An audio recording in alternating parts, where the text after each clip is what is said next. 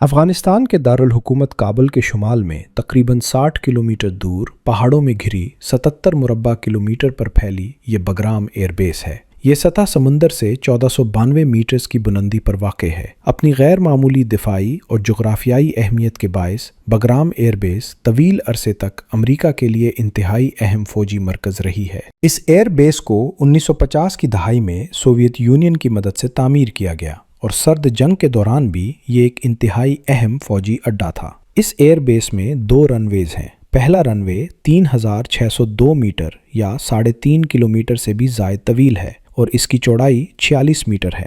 یہ رن وے امریکہ کے لاکہیڈ Martin C-5 سمیت دنیا کے بڑے سے بڑے ملٹری ایئر کرافٹ کی لینڈنگ کے لیے موزوں ترین ہے۔ دوسرا رن وے تقریباً 3 کلومیٹر لمبا اور 26 میٹر چوڑا ہے۔ اس میں 3 بڑے ہینگرز بھی بنائے گئے ہیں۔ بگرام ایئر بیس میں موجود بیرکس اور رہائش گاہیں ایک وقت میں 30,000 سے زیادہ فوجیوں، کنٹریکٹرز اور دیگر ملازمین کو پناہ دے سکتی ہیں، جبکہ اس بیس پر ایک ہی وقت میں سینکڑوں نہیں بلکہ ہزاروں گاڑیوں کو پارک کیا جا سکتا ہے۔ اس بیس میں 50 بیڈز پر مشتمل ایک اسٹیٹ آف دی آرٹ ہسپتال بھی موجود ہے۔ بگرام ایئر بیس پر آئل ڈپوز اور بدنام زمانہ گوانتانامو بے جیسی ایک جیل بھی بنائی گئی ہے، جس میں ہزاروں قیدیوں کو زیر حراست رکھا جا سکتا ہے۔